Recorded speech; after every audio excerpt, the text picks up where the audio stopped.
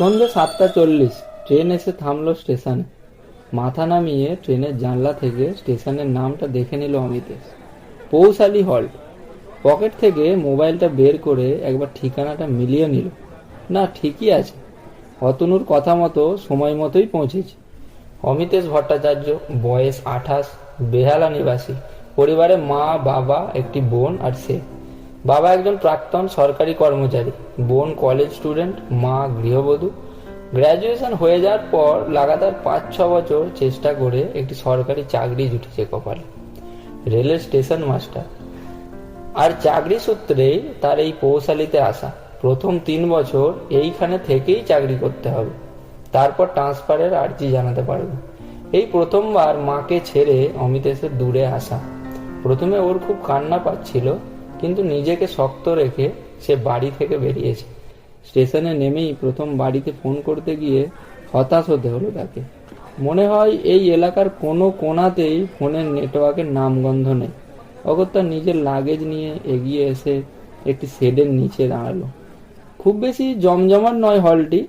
খবর অনুযায়ী হল্ট থেকে পরিবর্তন করে এটিকে স্টেশন করা হবে, সেটা নিয়ে কাজও শুরু হয়েছে। সামনের দিকে একটা ছোট টিকিট ঘর চোখে পড়ল। ঘরটায় হাতে গোনা 2-3 জনের বেশি এমপ্লয়ি নেই। স্টেশনটাও বেশ শুনশান, লোকজন নেই বললেই চলে। এবং এই স্টেশনে তেমন মানুষজনও নামলো না। স্টেশনের এক কোণায় একটি ছোট ঝুপড়ি দোকান, তাতে বড়জোর 100 ওয়াটের এক একটা বাল্ব জ্বলছে। একটি বৃদ্ধ গুটিসুটি মেরে চাদর মুড়ি দিয়ে বসে আছে। আর কোনো জনপ্রাণীর দেখা নেই। ট্রেনটা চলে যাওয়ার পর তো যেন পুরো স্টেশনটাকে শ্মশানপুরি মনে হচ্ছে। একধারে প্ল্যাটফর্ম, উল্টো দিকে দাঁতন গাছের জঙ্গল, তারপর থেকে ধুধু মাঠ। সন্ধ্যের আবেশে অমিতেশ এইটুকুই ঠাউর করতে পারল। কিছুক্ষণ এদিক ওদিক দেখে অগত্যা ফোনটাকে পকেটে রেখে নিজের লাগেজ হাতে টিকিট ঘরের দিকে সে এগোলো। ভেতরে একজন মাঝবয়সী ভদ্রলোক, মাথায় টাক, চোখে চশমা, গায়ে চেক শার্ট আর পরনে কালো প্যান্ট। অমিতেশকে দেখে এগিয়ে এসে বলল, নতুন স্টেশন মাস্টার নিশ্চয়ই? অমিতেশ হাসি মুখে হাত বাড়িয়ে বলল, ইয়েস, অমিতেশ ভট্টাচার্য। উল্টো দিকের মানুষটি করমর্দন করে হাসি মুখে বলল, আমি পল্লব নাগ।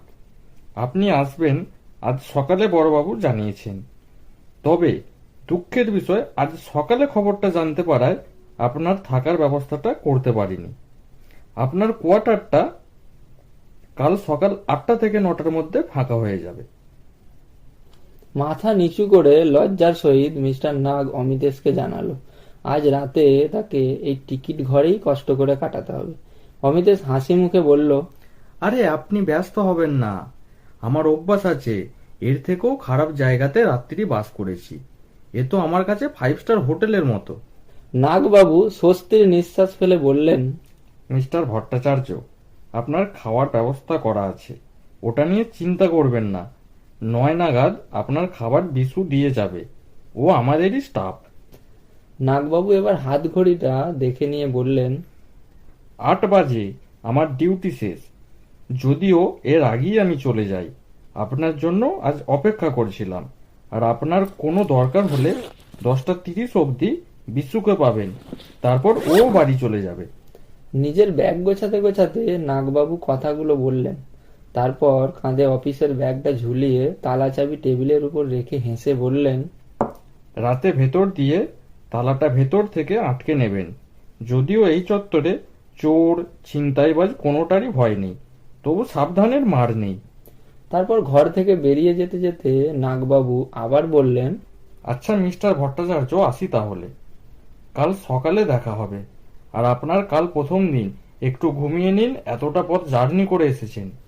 অমিতেশ হেসে ধন্যবাদ জানিয়ে নাগবাবুকে বিদায় দিলেন। দরজাটা ভেজিয়ে অমিতেশ লাগেজগুলো পাশে রেখে চেয়ারে হেলান দিয়ে বসল। ফোনটা দেখে ওর খুব কান্না পাচ্ছিল। নো নেটওয়ার্ক, বাড়িতে একটা ফোন করতে পারলো না। কাল সকালে কোনো বুথ থেকে করে নেবে, তারপর একটা স্থায়ী ব্যবস্থা তো করতেই হবে। 7-5 ভাবতে ভাবতে সে কখন যে ঘুমিয়ে পড়েছিল টেরই পায়নি। আচমকা দরজায় টোকা, বাইরে থেকে কে যেন ডাকছে। বাবু, আসবো ভেতরে? অমিতেশ হকচকিয়ে উঠে বসলো, বলল, কে? আমি বিশু। উত্তর এলো। অমিতেশ বলল, ও হ্যাঁ, এসো। একটা রোগা ছিপছিপে 25-30 বছরের ছেলে, হাতে একটা থালা, সাহস্য মুখে বলল, আপনার খাবারটা। অমিতেশ হাসি মুখে বলল, হ্যাঁ হ্যাঁ, ওইখানেই রাখো। রাত তখন প্রায় 9:45। এত রাত হয়ে গেল টেরই পায়নি অমিতেশ। হাত ঘড়িটা দেখে মনে মনে বলল সে, টিকিট ঘরের সাথেই বাথরুম। অমিতেশ ফ্রেশ হয়ে আসলো। ততক্ষণে বিশু খাবার সাজিয়ে ফেলেছে, রুটি, পাঁঠার মাংস কষা আর মিষ্টি। আর তার মধ্যেই একটা বড় তোশক মেঝেতে বিছিয়ে তার উপর চাদর পেতে সুন্দর করে বিছানা করে দিয়েছে। সাথে একটা কম্বল রেখে সে বলল, বাবু আপনার বিছানা। অমিতেশ ওকে বলল, তুমি কখন বাড়ি যাবে? বিশু বলল, রোজ টিকিট বাবুর সাথে যাই, আজ আপনি এসেছেন তাই বড়বাবু থাকতে বলেছেন। অমিতেশ বলল, না না, আমার আর কোনো দরকার নেই, তুমি এসো এখন, আমি খেয়ে দিয়ে শুয়ে পড়ব। বিনয় সুরে বলল। আচ্ছা আপনি খেয়ে নিন, তারপরে আমি চলে যাব। ঘরে মশার ধূপ জ্বালিয়ে দিল বিশু। অমিতেশ জিজ্ঞাসা করল, আচ্ছা বিশু, এরপর ট্রেন কখন আছে? বিশু জলের বোতল এগিয়ে দিয়ে বলল, আর তো কোনো ট্রেন নেই, সে আবার কাল সকাল 9টায়। আপনি যখন এলেন ওটাই লাস্ট ট্রেন। তারপর রাত 2:45 নাগাদ একটা ট্রেন যায়। অমিতেশ বলল। তাহলে তো বেশ আরাম বিশু। বিশু হেসে বলল। সেই তো বাবু। অমিতেশ খাওয়া শেষ করে হাত ধুয়ে চেয়ারে বসলো। বিশু এঁটো থালাটা টেবিলের নিচে রাখলো আর বলল, বাবু আমি আসছি, আপনি ঘরে তালাটা দিন। অমিতেশ বলল, হ্যাঁ তুমি এসো, আমি তালা দিচ্ছি। বিশু বলল, না বাবু, আগে দিন। অমিতেশ একটু হেসে বলল, হ্যাঁ দিচ্ছি, একটা সিগারেট খেয়ে একটু বাইরে থেকে হেঁটে আসবো, তারপর ঘরে তালা দিয়ে শোবো।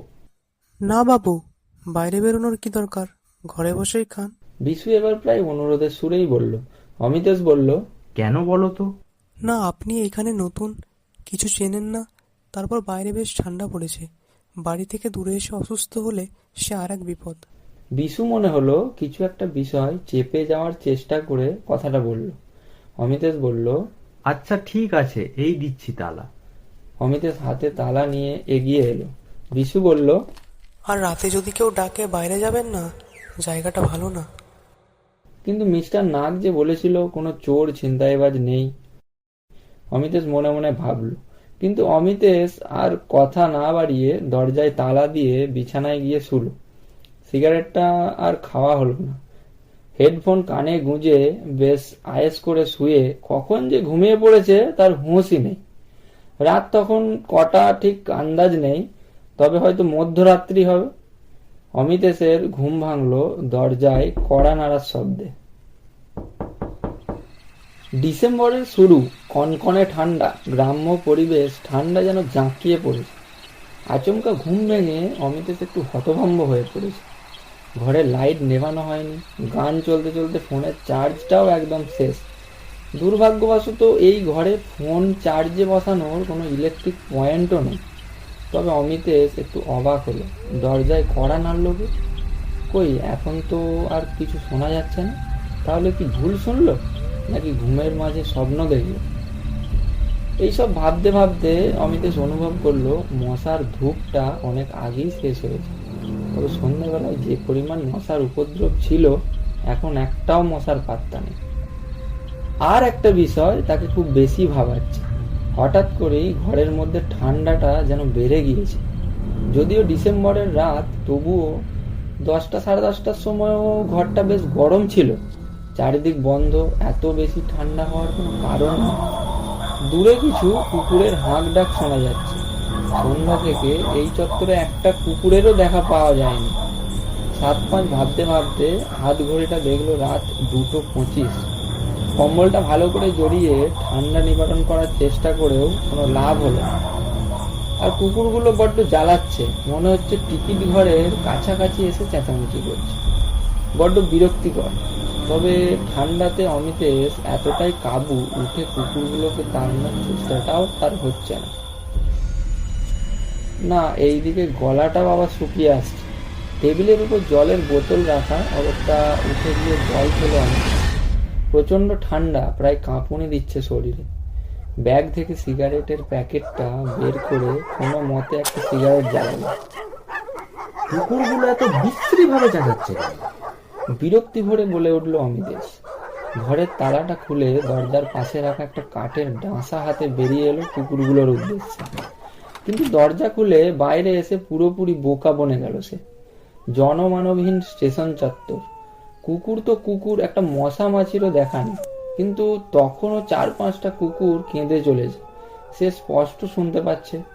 আশপাশ চারিদিক ভালো করে দেখলো, কোথাও একটা কুকুরের দেখা নেই। হঠাৎ করেই পর মুহূর্তে সব নিস্তব্ধ। অমিতেশের সারা শরীরে কেমন যেন শীতল শিহরণ বয়ে গেল। এক মুহূর্তের জন্য যেন মনে হলো শূন্য স্টেশনটা অমিতেশের দিকে ধেয়ে আসছে। মন্ত্রমুগ্ধের মতো পাথর হয়ে গিয়েছিল অমিতেশ। সিগারেটের ছ্যাঁকায় ঘোর কাটল ওর। সিগারেটটা শেষ। ওটা হাত থেকে ফেলে দ্রুত পায়ে ঘরে ঢুকে তালা দিল। সে কিছুই বুঝে উঠতে পারছে না কি হলো। হাত ঘড়িটার দিকে তাকিয়ে দেখলো 2:45 এসে ঘড়ির কাঁটা থেমে গেছে। ঘড়িটা নাড়াচাড়া করেও কোনো লাভ হলো না। বাবা দিয়েছিল 25তম জন্মদিন। খুব শখের এই ঘড়িটা। এক মনে ঘড়িটা দেখছিল সে, মাথাটা নিচু করে। কপাল থেকে এক ফোঁটা ঘাম এসে পড়ল হাত ঘড়িটার স্ক্রিনের উপর। অমিতেশ তার কপালে হাত দিয়ে দেখলো সে এই ডিসেম্বরের মধ্যরাতে কনকনে ঠান্ডায় দরদর করে ঘামছে। তার গায়ের জামাটাও ঘামে ভিজে উঠেছে। চেয়ারে বসে সে জলের বোতলটার অর্ধেকটা শেষ করে ফেলল। এবার তার কানে আসলো ট্রেনের হুইসেল। স্টেশনে ট্রেন ঢুকছে। হ্যাঁ, বিশু বলেছিল বটে রাত 2:45 একটা ট্রেন যায়, তবে সেটা এখানে দাঁড়ায় না। এরপর হঠাৎ টিকিট কাউন্টারের জানলায় টোকা। অমিতেশ একটু চমকে গিয়ে বলল, কে? কোনো উত্তর নেই। এখন অমিতেশের একটু ভয় করছে। ভয়ে ভয়ে সে কাউন্টারের দরজাটা খুলল। অদ্ভুত ব্যাপার, সে একটা বিরাট লাইন। সবাই টিকিট কাটবে। ওই কাউন্টারের জানলা থেকে মাথা নিচু করে যতটা দেখা যায় চেষ্টা করে দেখলো সে। কে বলবে এটা একটা জনমানবহীন স্টেশন? চারিদিকে লোকজন হাঁটাচলা করছে, চায়ের দোকান, বইয়ের দোকান, হকার, লোকে লোকারণ্য।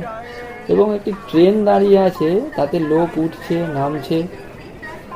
অমিতেশ ভালো করে চোখটা দোলে দেখলো, না, সে তো ভুল দেখছে না। তার পর মুহূর্তে অমিতেশ যা দেখলো তাতে তার রক্ত হিম হয়ে যাওয়ার উপক্রম। তার পাশে বসেই একজন মাঝবয়সী লোক টিকিট দিচ্ছে। ঘরের মধ্যে তখন 4-5 জন মানুষ, সবাই সবার কাজে ব্যস্ত। কিছুক্ষণ আগে যে ঘরটা ছিল অমিতেশের শোবার জায়গা, সেটা রীতিমতো একটা রেলের জমজমাটি অফিস ঘর। অমিতেশের উপস্থিতি কাউকে উদ্বিগ্ন করছে না। অমিতেশের মাথা ঝিমঝিম করছে। ও কিছু ভাবতেই পারছে না। ওর চারিপাশে ঘটে যাওয়া ঘটনা ও বিস্ফারিত চোখে দেখছে। বাকরুদ্ধ অমিতেশ ছুটে যায় দরজার কাছে। তালা খুলে বাইরে বেরিয়ে এসে দেখে এখন সেই জনমানবহীন স্টেশনটা যেন ওকে ব্যঙ্গ করছে। আবার পাগলের মতো ছুটে আসে ঘরে। ঠিক আগের মতো ঘরটা, একটা টেবিল, চেয়ার, একটা টিকিট কাটার মেশিন আর কিছু ফাইল। মেঝেতে অমিতেশের বিছানা। অমিতেশ আর দাঁড়িয়ে থাকতে পারছে না। সে বুঝতেই পারছে না কি হচ্ছে, কেনই বা হচ্ছে। নিজের মনে সাহস এনে অনেক কষ্টে দরজায় তালা দেওয়ার জন্য উঠে আসে। 2:45 ট্রেনটি স্টেশনে ঢুকেছে। বিকট শব্দে স্টেশন কাঁপিয়ে দৈত্যের মতো ট্রেনটি চলে গেল। হাত ঘড়িটার দিকে তাকিয়ে দেখে 2:45। আশ্চর্য, তার ঘড়িটা আবার চালু হয়ে গেছে। দরজাটা বন্ধ করে সে এসে চেয়ারে বসল। সমস্ত পরিবেশ নিস্তব্ধ। বেশ অনেকটা সময় পেরিয়ে গেছে। ঘাম সিক্ত তার সারা শরীর, চোখ রক্তের মতো লাল। হঠাৎ একটা বীভৎস শব্দ। মনে হলো কাছে কোথাও বিস্ফোরণ হয়েছে। অমিতেশ বিদ্যুৎ বেগে দরজা খুলে বাইরে এলো। এ কি ভয়ানক দৃশ্য! ট্রেন দুর্ঘটনা। মুখোমুখি দুটি ট্রেনের ধাক্কা। সারা স্টেশন জুড়ে পড়ে আছে শুধু ছিন্ন ভিন্ন হয়ে যাওয়া দেহ। স্টেশন চত্বরটা রক্তে ভেসে যাচ্ছে। 2-3টা মৃত কুকুর পড়ে আছে টিকিট ঘরের সামনে। হইচই, কান্না, আর্তনাদে গম গম করছে স্টেশন চত্বর। কিছু বুঝে ওঠার আগে এসবের মাঝে অমিতেশের কানে ভেসে আসলো একটি মেয়ের কান্না। পিছন ফিরে তাকিয়ে দেখলো একটি 18-19 বছর বয়সী মেয়ে। সে দুটো মৃতদেহকে আগলে ধরে মাথা নিচু করে কাঁদছে। অমিতেশ গুটি গুটি পায়ে কাছে গিয়ে মেয়েটির মাথায় তার কাঁপা কাঁপা হাতটা রাখল। মেয়েটি মাথা তুলে তাকাতেই অমিতেশ চমকে গিয়ে বিদ্যুৎ বেগে 3-4 পা পিছিয়ে গেল। তারপর পাথর হয়ে দাঁড়িয়ে রইল শূন্য স্টেশনের মাঝে। আজ প্রায় 10-12 বছর কেটে গেল। পৌশালী হল্ট পরিত্যক্তা। মানুষের যাতায়াত নেই, কোনো ট্রেন ওই লাইনে আর যায় না। রেল লাইন জুড়ে আগাছার জঙ্গল। টিকিট ঘরটাও একই অবস্থা, এখন সেটা সাপখোপের বাসা। স্থানীয় বাসিন্দাদের থেকে জানা যায় পৌশালী একসময় খুব জমজমাটি স্টেশন ছিল, কিন্তু এক রাতের বিভীষিকাময় ঘটনার পর সবকিছু বদলে গেল। সময়টা ছিল 1967 সালের ডিসেম্বর মাস। রাত 2:45-এ এক ভয়াবহ ট্রেন দুর্ঘটনা হয় এই স্টেশনে। তাতে প্রায় কয়েকশো মানুষের অকাল মৃত্যু ঘটে। রোজ একটি দূরপাল্লার ট্রেন যেত এই স্টেশন থেকে, তখন জংশন বা হল্ট তেমন কোনো ব্যাপার ছিল না। যাত্রী সুবিধার্থে ট্রেন দাঁড়াতো বিশেষ কিছু স্টেশন। পৌশালী তখনকার সময় খুব জমজমাট স্টেশন ছিল, আর তারপর 4-5 ঘন্টার মধ্যে কোনো ভালো স্টেশন ছিল না যেখানে যাত্রীরা ভালো খাবার পাবে বা আর বাকি সুবিধা পাবে। সেই রকম রোজকার মতো সেই যাত্রীবাহী ট্রেন এসে দাঁড়ায় স্টেশনে। কিন্তু বিপদ কি আর বলে কয়ে আসে? ভুল সিগন্যাল পাওয়ার দরুন অন্য এক যাত্রীবাহী ট্রেন ঢুকে পড়ে এই একই লাইনের হল্টে, আর বিধ্বংসী এই ঘটনা ঘটে যায়। মুখোমুখি দুটি ট্রেনের ধাক্কায় নিমেষে শেষ হয়ে যায় কয়েকশো প্রাণ। ক্ষোভে ফেটে পড়ে গ্রামবাসী। তারা উত্তেজিত হয়ে 4 জন রেল কর্মীকে ওই টিকিট ঘরে আটকে পুড়িয়ে মারে। তারপর থেকে এই হল্ট বন্ধ ছিল বহু বছর। ইদানিং হঠাৎ শোনা যায় আবার চালু করা হবে এই হল্ট। সেই মতো কাজও শুরু হয়, তবে রাত 8টার পর এই স্টেশন চত্বরে কাউকে দেখা যায় না। সকাল 9টা আর সন্ধ্যে 7:40-এ একটা ট্রেন যায় এই লাইনে, আর সারাটা দিন এই শূন্য স্টেশন একলা কেঁদে মরে। তবে প্রতিদিন মধ্যরাতে এই স্টেশন জমজমাট হয়ে ওঠে। আজও রাত 2:45 এই স্টেশন কাঁপিয়ে একটি ট্রেন ছুটে চলে অন্ধকারের বুক চিরে। আজও কেউ জানে না ট্রেনটি কোথা থেকে আসে আর কোথায় হারিয়ে যায়। অমিতেশের সাথে ঘটে যাওয়া ঘটনার পর হলটি পুরোপুরি নো ম্যানস ল্যান্ড হিসাবে ঘোষণা করা হয়, কিন্তু স্থানীয় গ্রামবাসীরা এখনো মাঝে মাঝে এই জনমানবহীন স্টেশনে সন্ধ্যে 7:40 থেকে 8টার মাঝামাঝি কাঁধে ব্যাগ, হাতে ট্রলি বেস, সুপুরুষ এক শহুরে বাবুকে ঘুরে বেড়াতে দেখে। তবুও সে কথায় কতটা সত্যতা আছে সেটা অজানা। অনেকেই ভৌতিক অ্যাডভেঞ্চারের টানে এইখানে আগেও এসেছে, এখনো আসেন। তবে সেই দিক থেকে গ্রামবাসীদের কাছে এটা একটা ব্যবসার রাস্তা। রেল কর্তৃপক্ষের বক্তব্য এবং তাদের দাবি গ্রামবাসীদের জুলুমের জন্য এটা বন্ধ করতে হয়েছে। এমনিতে কোনো ভৌতিক ঘটনার কোনো চাক্ষুষ প্রমাণ তারা পায়নি। অমিতেশ পৌশালীতে এসেছিল 7ই ডিসেম্বর সন্ধ্যে 7:40-এ।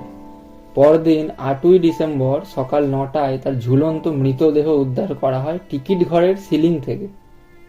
সিলিং এর উচ্চতা এতটাই বেশি, আত্মহত্যা করা কোনোভাবেই সম্ভব না।